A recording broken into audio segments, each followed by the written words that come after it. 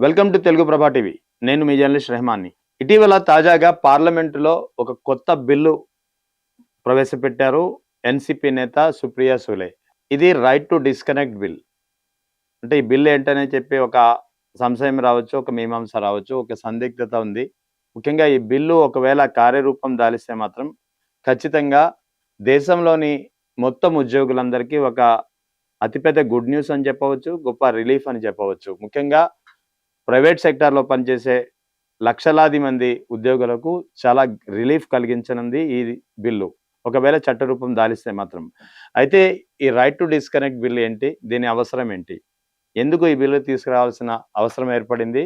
ఏ ఏ దేశాల్లో ఇది ఇప్పటికే అమల్లో ఉంది? ఇది చట్టరూపం దాల్చడానికి అవకాశాలు ఉన్నాయా? లేవా? ఎన్‌సీపీ నేత సుప్రియా సూలే ఒక ప్రైవేట్ బిల్‌గా దీన్ని ఎందుకు ప్రవేశపెట్టారనేది ఇప్పుడు ప్రధానంగా చర్చనీయాంశంగా మారింది. ఈ బిల్లునైతే ఉద్యోగ సంఘాలు, కార్మిక సంఘాలు పెద్ద ఎత్తున స్వాగతిస్తున్న పరిస్థితి.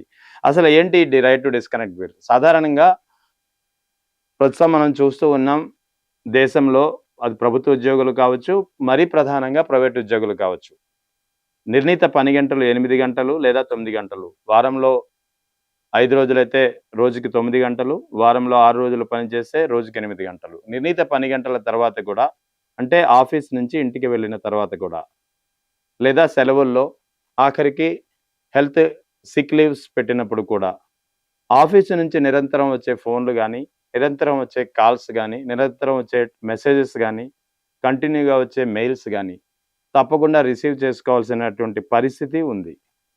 ఒకవేళ సదరు ఉద్యోగి కాల్స్ రిసీవ్ చేసుకోకపోయినా, ఈమెయిల్‌కి ఆన్సర్ చేయకపోయినా, మెసేజ్‌ని రెస్పాండ్ కాకపోయినా అది ఆ ఉద్యోగి పనితీరుపై, కెరీర్‌పై, పెర్ఫార్మెన్స్‌పై, ఆ తర్వాత అతనికి వచ్చే అప్రైజల్స్‌పై లేదా అతని కాండక్ట్‌పై కూడా ప్రభావం చూపే అవకాశం లేకపోలేదు. ఆ ఉద్యోగిని పని దొంగ అనే ఒక నెపం కూడా వేసే అవకాశం కూడా లేకపోలేదు ఆ సంస్థ నుంచి. సో, ఈ క్రమంలో ముఖ్యంగా ప్రైవేట్ ఉద్యోగులు దేశంలో చాలా ఒత్తిడికి లోనవుతున్నారు. ఒక విధంగా చెప్పాలంటే టెలి ప్రెషర్. అంటే ఫోన్ వస్తే చాలు ఇది వెంటనే ఎత్తాలి, ఎత్తకపోతే లిఫ్ట్ చేయకపోతే ఏ పరిణామం ఉంటుందో అని భయపడే పరిస్థితి. ఫలితంగా స్ట్రెస్‌కి లోనవ్వడం, ఆ తర్వాత స్లీప్ కూడా డిస్టర్బ్ కావడం. ఈ పరిణామాల మధ్యలో అతని ఆరోగ్యం కూడా తీవ్రంగా ప్రమాదంలో పడే అవకాశం ఉంది.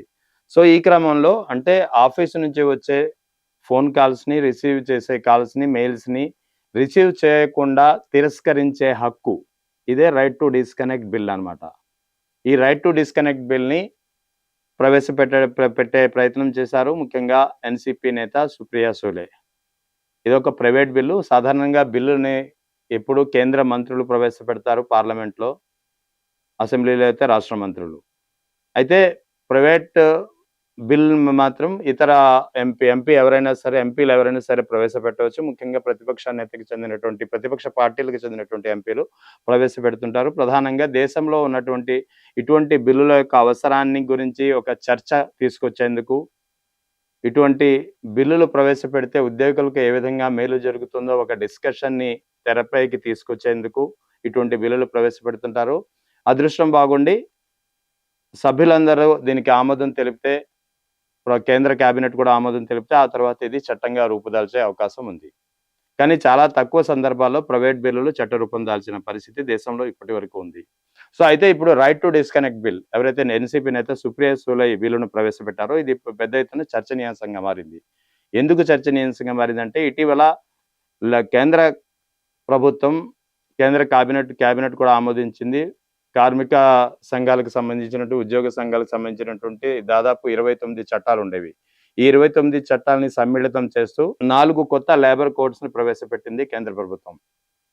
ఇందులో రోజుకు ఉన్నటువంటి 8 గంటల్ని 10 గంటలు చేయడమే కాకుండా, అవసరమైతే 10 గంటలకు మించి కూడా పని చేయించుకునే అవకాశాన్ని ఆ మేనేజ్‌మెంట్‌కు, ఆ సంస్థకు కల్పిస్తూ కేంద్ర ప్రభుత్వం నిర్ణయం కొత్త 4 వేజ్ కోడ్స్ ద్వారా ఎప్పుడు ఉద్యోగి పెర్ఫార్మెన్స్ బాలేదనుకుంటే ఆ ఉద్యోగిని ఎలాంటి నోటీస్ లేకుండా తొలగించే అధికారం కూడా సదరు సంస్థ లేదా కంపెనీకు అప్పజెప్పే నిర్ణయం కూడా ఈ 4 వేజ్ కోడ్స్‌లో ఉన్నాయి.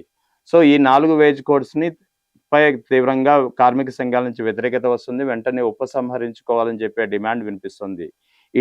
ఈ క్రమంలో అంటే 4 వేజ్ కోడ్స్ ద్వారా ప్రైవేట్ ఉద్యోగులపై మెడపై ఒక కత్తి పెట్టే ప్రయత్నం చేసిన కారణంగా ఈ 4 వేజ్ కోడ్స్‌ని ఉపసంహరించుకోవాలి.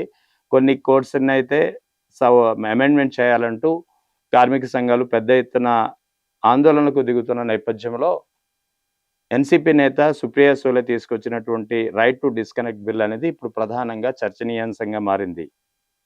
ఈ బిల్లును ఒకవేళ ఆ పార్లమెంట్‌లో ఆమోదం తెలిపితే మాత్రం ఖచ్చితంగా ఇది ఉద్యోగులకు ఒక అతిపెద్ద రిలీఫ్ అని చెప్పవచ్చు. ముఖ్యంగా ఈ బిల్లు ప్రకారం ఇందులో ఉన్నటువంటి ప్రధానమైనటువంటి అంశాలు మనం ప్రస్తావించుకుంటే employees can not be forced to respond official communication after office hours or on holidays. అంటే నిర్ణీత పని గంటలు లేదా సెలవు దినాల్లో ఆఫీసు నుంచి వచ్చే మెసేజెస్ గానీ, ఫోన్ కాల్స్ గానీ, మెయిల్స్ గానీ రిసీవ్‌ని చేసుకోవడం అంటే తిరస్కరించే హక్కు. No disciplinary action can be taken against employees who choose not to respond. ఇలా తిరస్కరించినటువంటి ఎంప్లాయీస్‌పై ఎటువంటి క్రమశిక్షణ చర్యలు తీసుకోకూడదు. The rule applies to all forms of communication, calls, texts, emails, video meetings and more. అది వీడియో మీటింగ్‌లు కావచ్చు, మెసేజెస్ కావచ్చు, ఈమెయిల్స్ కావచ్చు, వాట్సాప్ మెసేజెస్ కావచ్చు, కాల్స్ కావచ్చు. వీటిని ఏ రూపంలో ఉన్నా సరే వాటిని తిరస్కరించే హక్కు ఆ ఉద్యోగికి ఉంటుంది. ఇక employees must mutually agree on rules for emergencies. అదే కానీ ఈ చట్టం, ఈ బిల్లు ఏదైతే ప్రైవేట్ బిల్లు తీసుకొచ్చారో ఇది ఒక రిజిడ్‌గా మాత్రం ఉండబోదు. అత్యవసర పని సందర్భాల్లో అంటే అది అత్యవసరమైతే మాత్రం మ్యూచువల్ కన్సెంట్ అంటే ఉద్యోగికి, సంస్థకు మధ్య అయినటువంటి మ్యూచువల్ కన్సెంట్ ఉంటే మాత్రం కాల్స్ రిసీవ్ చేసుకునే అవకాశాన్ని ఈ బిల్లు కల్పిస్తుంది. Over time pay at normal veg rate is suggested if an employee chooses to work after hours. ఒకవేళ నిర్ణీత పని గంటల తర్వాత కూడా పని చేయాలని ఆ ఉద్యోగి అనుకుంటే నార్మల్ వేజ్ రేట్ ప్రకారం ఓవర్ టైమ్ పే అనేది చెల్లించాల్సి ఉంటుంది. ఇది ప్రధానంగా ఈ బిల్లులో ఉన్నటువంటి కీ ప్రొవిజన్స్. అయితే ఈ బిల్లు ఇప్పటికే కొన్ని దేశాల్లో ఏ దేశాల్లో అమల్లో ఉంది, ఎందుకు అమల్లో ఉంది అనేది ఒకసారి పరిశీలిస్తే దీనికి సంబంధించినటువంటి వివరణ కూడా ఉంది. ముఖ్యంగా Italy, Spain, France, Belgium, Australia, America ఈ 6 దేశాల్లో ఈ బిల్లు ఇప్పటికే అమల్లో ఉంది. దీని ప్రకారం ఫ్రాన్స్ అయితే 2017లోనే ఈ చట్టాన్ని అమలు చేసింది. రైట్ టు డిస్కనెక్ట్ బిల్‌ని అమలు చేసినటువంటి ప్రపంచంలోనే మొట్టమొదటి దేశం ఇది. ఆ తర్వాత అంటే 50 మంది కంటే ఎక్కువ మంది ఉద్యోగులు ఉంటే ఒక సంస్థలో లేదా ఒక కంపెనీలో ఈ బిల్లును తప్పనిసరిగా అమలు చేయాల్సి ఉంటుంది. ఫ్రాన్స్‌లో తీసుకొచ్చినటువంటి 2017 చట్టం ప్రకారం. ఆ తర్వాత బెల్జియం కూడా ఇదే పందా అనుసరించింది 2022లో. స్పెయిన్ అయితే 2018లోనే ఈ చట్టాన్ని తీసుకొచ్చింది. ఆస్ట్రేలియా తాజాగా ఈ చట్టాన్ని తీసుకొచ్చింది. అమెరికాలో ఇప్పటికే అమల్లో ఉంది. అమెరికాలో అయితే వాస్తవానికి నిర్ణీత పని గంటల తర్వాత ఒకవేళ ఈ చట్టం లేకపోయినా సరే ఎవరు ఆఫీస్ మెయిల్స్‌ని రెస్పాండ్ కాని పరిస్థితి ఉంది. సో ఓవరాల్‌గా మొత్తం దాదాపు 6, 7 దేశాల్లో ఈ చట్టం ఇప్పటికే అమల్లో ఉంది. మరి ఇక్కడ ఇండియాలో తీసుకొచ్చినటువంటి బిల్లుని ప్రైవేట్ బిల్లుని చట్టరూపం దాల్చే అవకాశం ఉందా లేదా అంటే ఇది ఖచ్చితంగా ఇప్పుడున్న పరిస్థితుల ప్రకారం పెద్దగా అమలయ్యే పరిస్థితి లేదు. కానీ ఒకవేళ అమలైతే మాత్రం ఖచ్చితంగా ఉద్యోగులకు ఇది అతిపెద్ద రిలీఫ్ కానుంది. ఎందుకంటే ఈ చట్టంని పార్లమెంట్ సభ్యులు సుప్రియా సూలే ప్రవేశపెట్టారు. ఇది కేంద్ర ప్రభుత్వం పార్లమెంట్‌లో ఇప్పుడు చర్చకు వస్తుంది. చర్చకు వచ్చిన తర్వాత సభ్యుల ఆమోదం తెలిపితే కేంద్ర ప్రభుత్వం దీనికి సానుకూలంగా నిర్ణయం తీసుకుంటే కేంద్ర కేబినెట్ ఆమోదించాల్సి ఉంటుంది. సో ఈ అన్ని పరిణామాల మధ్య దాటుకొని వెళ్ళాలంటే ఇటీవల ఇదే కేంద్ర ప్రభుత్వం తీసుకొచ్చినటువంటి న్యూ 4 వేజ్ కోడ్స్ అనేది ఒక అడ్డంకిగా మారతాయి. సో ఈ క్రమంలో దేశంలో ఈ బిల్లు చట్టరూపం దాల్చే అవకాశాలు తక్కువనే చెప్పాలి. కానీ ఒక ప్రయత్నం అయితే సుప్రియా సూలే చేశారు. ఇది ఖచ్చితంగా అభినందించాల్సినటువంటి అంశం. ఖచ్చితంగా ఇటువంటి బిల్లులు వస్తే మాత్రం దేశంలోని ప్రైవేట్ ఉద్యోగులందరికీ అతిపెద్ద రిలీఫ్ కానుందనేది అనడంలో ఎలాంటి సందేహం లేదు.